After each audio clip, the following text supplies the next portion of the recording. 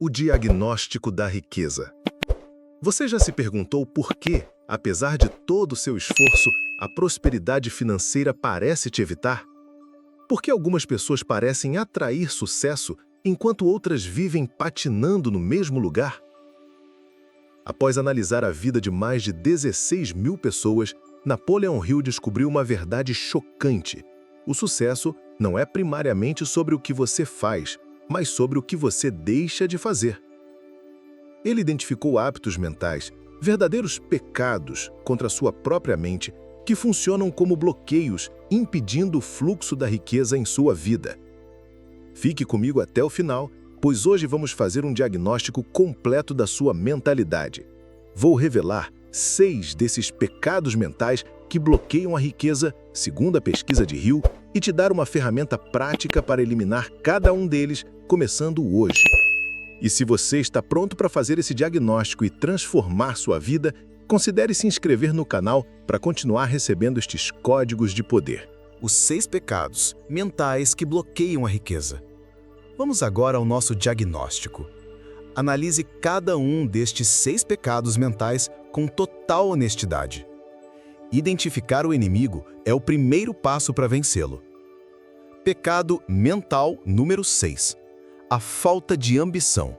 Que Napoleon Hill lista como a 7ª principal causa de fracasso, é muito mais do que simples preguiça. É um estado mental, um hábito de pensamento que aprisiona a pessoa na mediocridade. O que é a falta de ambição? Hill define este pecado mental como a falta de ambição para pretender mais que a mediocridade. Ele descreve um padrão de vida que é assustadoramente comum. A pessoa aceita o caminho padrão, arruma qualquer tipo de trabalho que sirva para ganhar a vida e, a partir daí, sua meta se torna apenas a sobrevivência. O resultado, segundo a observação de Hill, é uma lei infalível. As pessoas percorrem o caminho da vida sem nunca pretender nada além do suficiente só para manter alma e corpo juntos, e praticamente sempre isso é só o que extraem da vida. Em essência, a falta de ambição é uma profecia autorrealizável. Ao mirar apenas no suficiente, a pessoa garante que nunca terá o abundante. Por que a ambição morre? A falta de ambição raramente é uma escolha consciente. Ela é nutrida por várias influências e medos. Medo do fracasso. A pessoa tem tanto medo de falhar ao tentar algo grande que prefere a segurança de nunca tentar.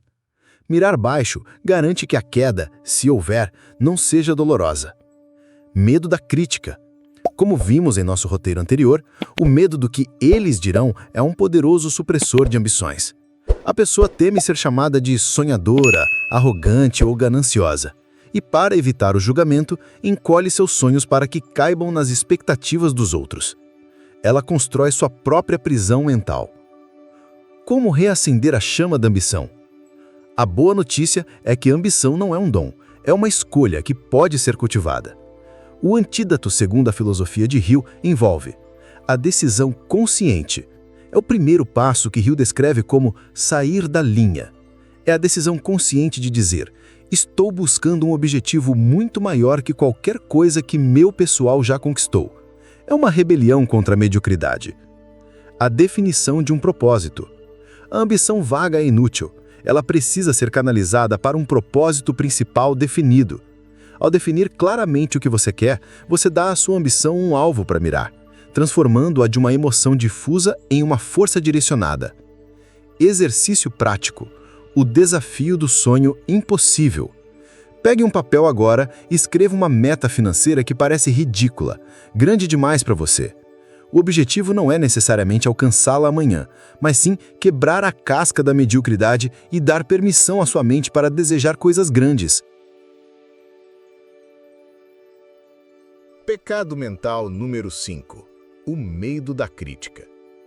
Este é talvez o mais sutil e traiçoeiro dos pecados mentais.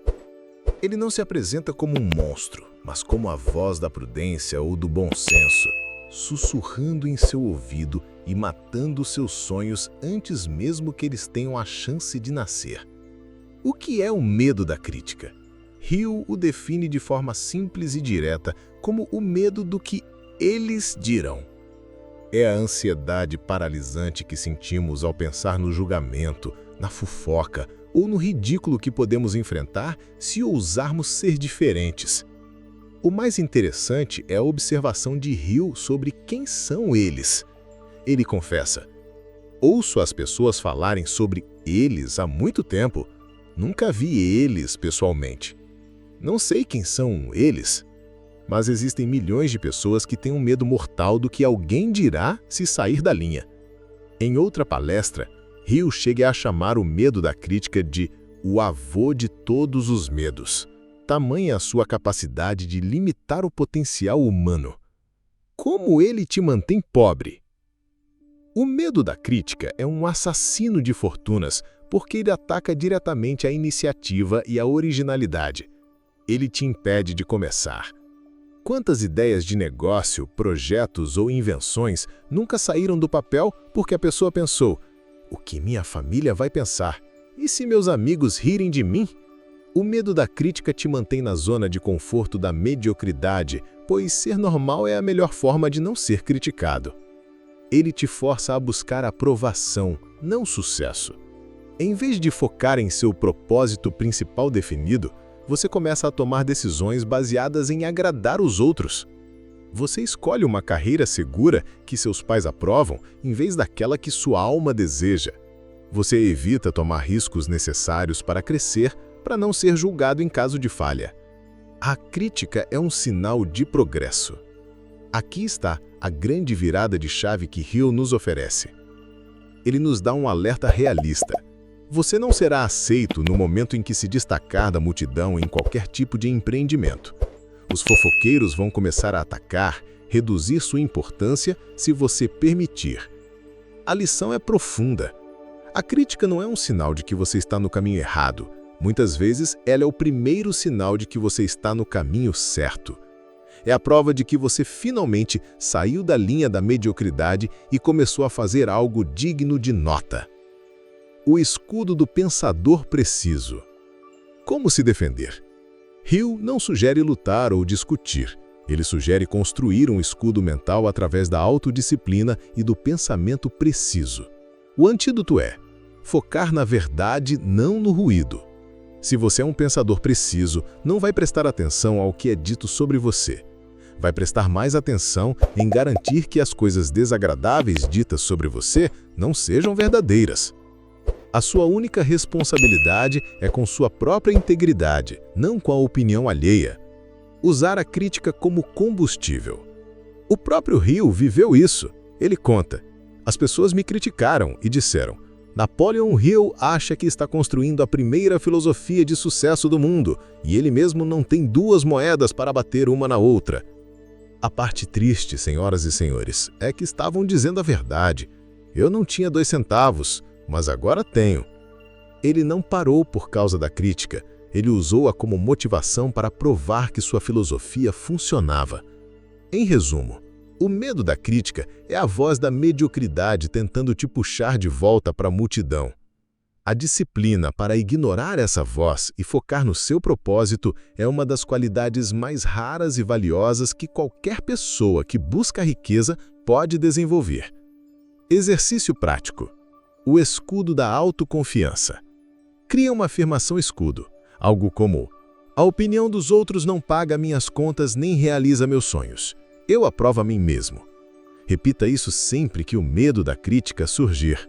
Pecado mental número 4. A atitude mental negativa. Hill considerava a atitude mental negativa a 11ª causa principal de fracasso. No entanto, mais do que uma simples causa, ele a descrevia como o ambiente mental onde todas as outras causas de fracasso prosperam. O que é a atitude mental negativa? Não se trata apenas de mau humor. É um hábito de pensamento crônico. É a lente através da qual a pessoa enxerga o mundo.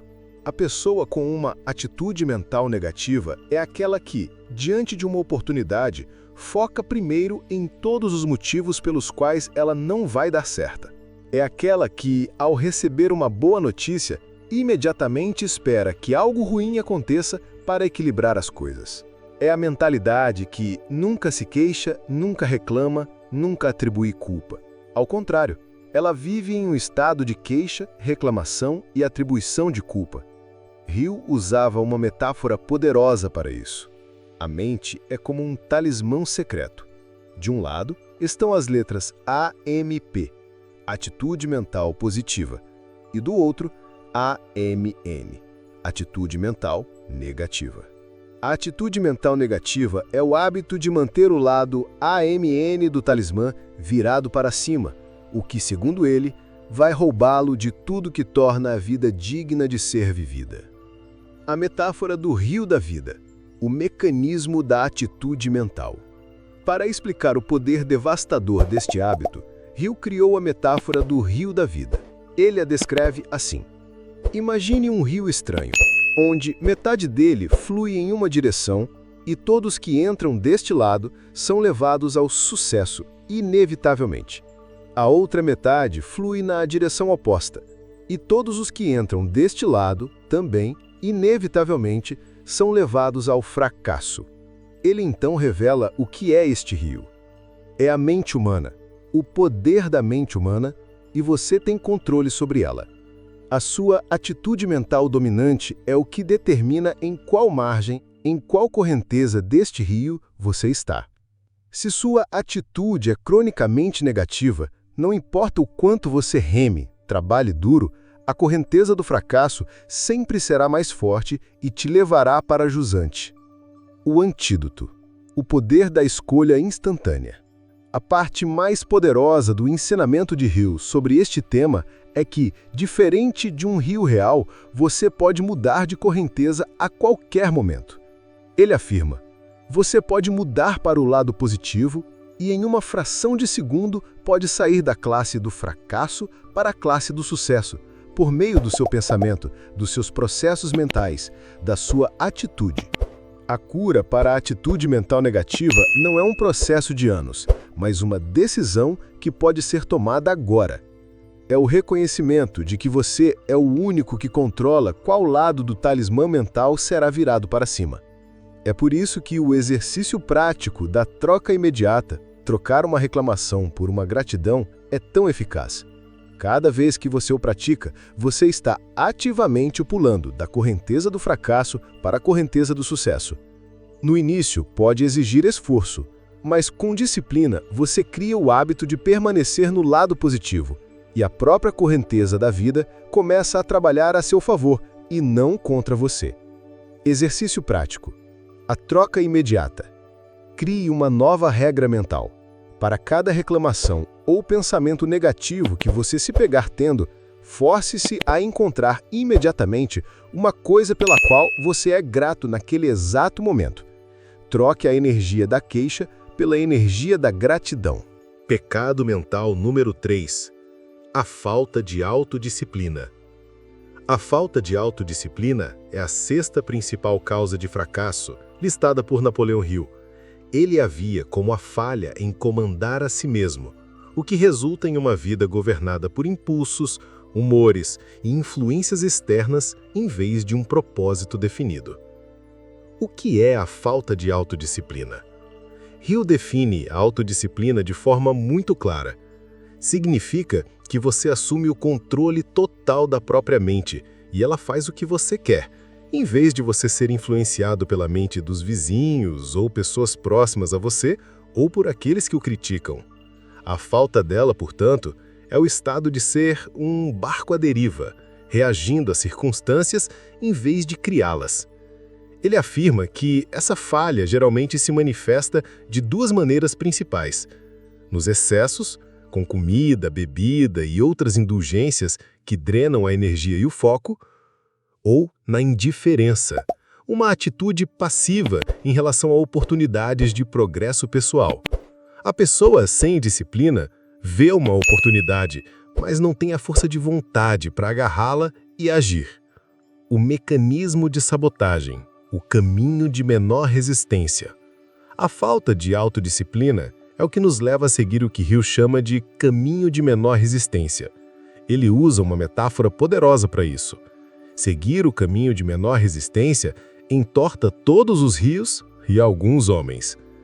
Uma pessoa indisciplinada sempre escolherá o que é fácil agora, em vez do que é certo a longo prazo. É mais fácil assistir a mais um episódio na TV do que ler um capítulo de um livro que vai expandir sua mente.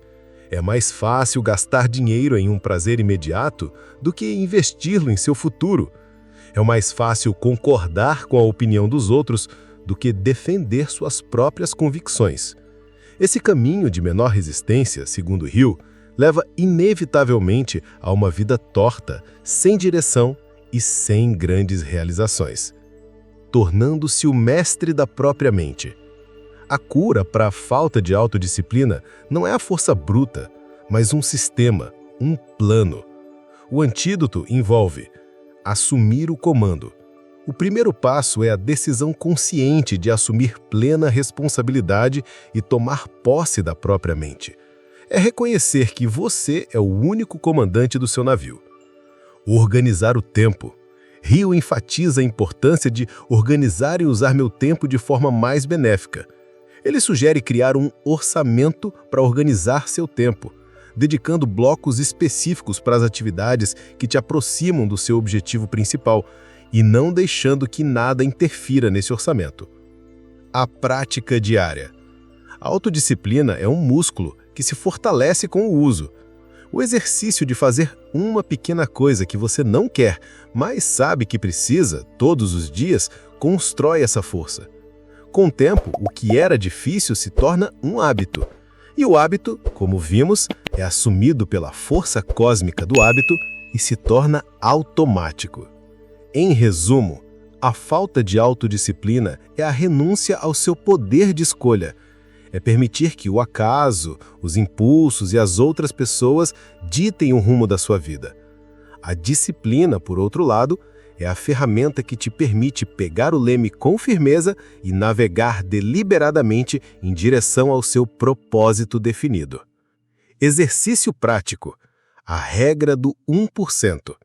Escolha uma pequena ação que te aproxime do seu objetivo.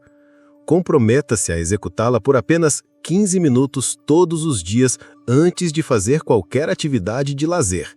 Isso constrói o músculo da disciplina. Pecado mental número 2. A procrastinação. A procrastinação, ou a falta de decisão, é listada por Hill como a 14ª causa principal de fracasso. Ele a considerava uma inimiga comum que todo homem tem de vencer.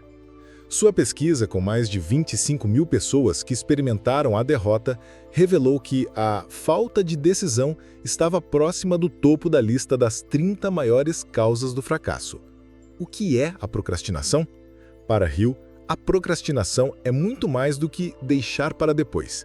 É o oposto direto da decisão. É o hábito de esperar que as circunstâncias se tornem perfeitas antes de agir, o que, segundo ele, nunca acontece. Ele a descreve como o hábito de esperar que algo benéfico aconteça em vez de agir e fazer alguma coisa acontecer. A pessoa que procrastina vive em um estado de paralisia, adiando para amanhã, para a próxima semana ou, como é mais comum, para nunca. Como ela destrói a riqueza? A procrastinação sabota o sucesso porque ela mata a oportunidade no berço. As oportunidades raramente esperam. A história que Hill conta sobre a grande fabricante de automóveis é a prova definitiva disso. 100 jovens receberam uma oportunidade de se tornarem executivos. Eles tiveram 1 hora para decidir. Apenas 23 aceitaram imediatamente. Os 30 que voltaram no dia seguinte, após procrastinarem a decisão, foram rejeitados. O presidente da empresa explicou o porquê. O homem que não consegue tomar decisões rápidas e definitivas quando está de posse de todos os fatos necessários, muda de ideia rapidamente ao primeiro sinal de obstáculos. A procrastinação, portanto, não apenas faz você perder a oportunidade, mas também sinaliza para as pessoas de poder que você não é confiável para assumir grandes responsabilidades. Por que procrastinamos? A procrastinação geralmente nasce de uma combinação de outros pecados mentais. Medo da crítica ou do fracasso. A pessoa fica tão paralisada pelo medo de errar que prefere não fazer nada. Influência externa. Hill alerta que as pessoas que não chegam ao topo geralmente são facilmente influenciadas pelas opiniões dos outros. A necessidade de consultar os vizinhos fofoqueiros ou a família para cada passo gera uma paralisia decisória. O hábito da decisão rápida e definitiva. A cura para a procrastinação é o desenvolvimento do hábito oposto, a decisão. Haja com os fatos que tem. Toda pessoa bem-sucedida é definida pela capacidade de decidir. Hill ensina que, uma vez que você tem os fatos necessários, a decisão deve ser rápida e definitiva. Não espere por uma certeza de 100%, pois ela nunca virá. Confie em si mesmo. Tome suas próprias decisões e vá em frente. O antídoto para a influência externa é confiar em seu julgamento e no seu conselho mastermind, e não em opiniões levianas. Pratique a ação imediata. O exercício da regra dos 2 minutos é a forma prática de treinar o músculo da decisão. Ao agir imediatamente em pequenas tarefas, você cria o hábito neurológico de ser uma pessoa de ação e não de adiamento. Em resumo, a procrastinação é a rendição ao medo e à dúvida. A decisão, por outro lado, é um ato de fé e de poder pessoal. É a disciplina que, segundo Napoleon Hill, separa os amadores dos mestres e os fracassados dos bem-sucedidos. A prática, a regra dos 2 minutos.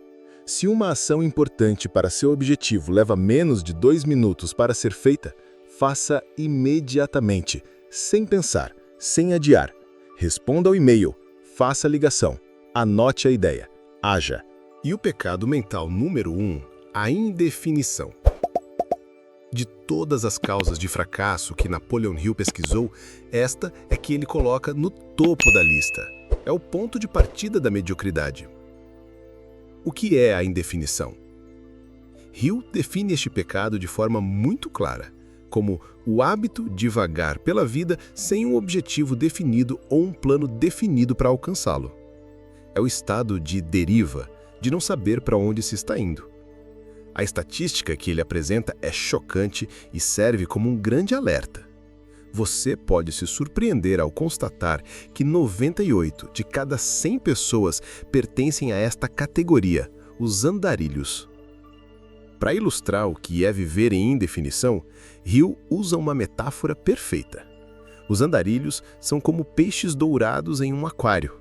Dão voltas e voltas, sempre voltando ao ponto de partida, mas nunca chegando a lugar algum. É um estado de muito movimento, muita ocupação, mas nenhum progresso real. Uma renúncia ao poder pessoal. Por que a maioria das pessoas vive neste estado?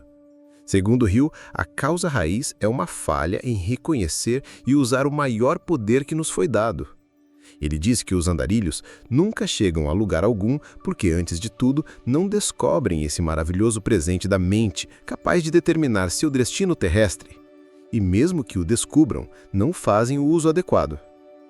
A indefinição, portanto, é uma renúncia tácita ao seu poder de criar. É entregar o leme do seu navio às circunstâncias, às opiniões alheias e ao acaso. É por isso que ela é a mãe de outros pecados, como a procrastinação. Se não sei para onde vou, não tenho urgência em começar. E a falta de disciplina. Se não tenho um destino, qualquer caminho serve. Como a indefinição garante o fracasso? Uma mente sem um objetivo claro é uma mente aberta a todo tipo de influência negativa. Sem um propósito definido para ocupar seu pensamento, a mente se torna um terreno fértil para os medos, as dúvidas e as preocupações. O universo e a sua própria mente subconsciente não conseguem te ajudar se você não lhes der uma instrução clara. É como entrar em um táxi e quando o motorista pergunta, "Para onde?", você responde, "Não sei". O resultado será uma viagem cara, frustrante e que não te levará a lugar nenhum. A história de Bill Robinson no livro ilustra isso perfeitamente. Por 14 anos, seu desejo indefinido de "um dia desses vou conhecer esse homem chamado Hill" não produziu nenhum resultado. No momento em que seu objetivo se tornou definido, "vou a São Luís ver esse homem e vou trazê-lo aqui", e imediatamente a ação aconteceu e o resultado foi alcançado. O poder do comando claro. O antídoto para a indefinição é a definição de objetivo. É o ato de tomar a decisão de saber o que você quer. É o primeiro e mais importante passo para sair da categoria dos 98% e se juntar aos 2% que realizam. Como Hill afirma, a definição de objetivo não parece um assunto muito imponente ou muito dramático, mas, senhoras e senhores, é o começo de toda conquista digna de ser mencionada. É o ato de dar à sua mente um norte claro, uma instrução, um comando. Somente com esse comando, todas as outras forças mentais e espirituais podem ser organizadas para trabalhar a seu favor. A prática. O comando de clareza. Pare tudo agora. Qual é a coisa mais importante que você precisa realizar nas próximas 24 horas para se aproximar do seu sonho? Defina essa uma coisa. Escreva. Essa clareza é o antídoto mais poderoso para a indefinição. Conclusão: a confissão e o compromisso. Indefinição, procrastinação, falta de disciplina, negatividade, medo da crítica e falta de ambição. Este é o diagnóstico. Estas são as ervas daninhas que, como ouvimos no livro A Filosofia do Sucesso, podem tomar conta do jardim da sua mente se você não agir.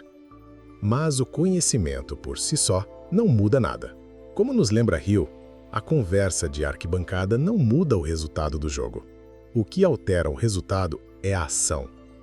Portanto, este não é o fim do nosso vídeo. Este é o começo da sua transformação. E ela começa com 2 atos de poder: a confissão honesta e o compromisso inabalável. Primeiro, a confissão, o poder do inventário pessoal. Napoleão Hill era um defensor de fazer inventários pessoais periodicamente, para desenvolver uma lista precisa de todos os seus ativos e passivos. O que fizemos hoje foi exatamente isso, um inventário dos seus passivos mentais. O próprio Hill confessou que teve que reconstruir Napoleão Hill em 13 pontos diferentes por meio da autodisciplina. Portanto, reconhecer uma falha não é um ato de fraqueza. É o primeiro ato de um mestre que está prestes a reconstruir sua fortaleza. Olhe para a lista dos 6 pecados mentais. Seja honesto consigo mesmo. Qual deles é o seu maior passivo hoje? Qual é a erva daninha mais forte em seu jardim? Agora, o compromisso. A escolha do comandante. Uma vez que você identifica-se o maior desafio, você tem uma escolha. Você pode continuar sendo comandado por ele ou pode se tornar o comandante da sua própria mente. Como o Hill ensina, decidir é o que faz a diferença entre ser comandado ou ser comandante. Por isso, eu te convido agora a fazer um pacto, um contrato público consigo mesmo e com a nossa comunidade de mentes vencedoras. Use a seção de comentários abaixo, não como uma simples área de mensagens, mas como o seu mural de compromisso. Declare qual dos 6 pecados mentais você escolhe eliminar a partir de hoje. Este ato de escrever e declarar é a sua primeira ação. É o seu primeiro passo para sair da arquibancada e entrar no jogo. Lembre-se, o primeiro passo é o mais importante de todos, porque ele determina todos os outros passos a ser dados. Se este diagnóstico te trouxe a clareza que você precisava, deixe seu like para selar seu compromisso com a mudança e se inscreva no canal.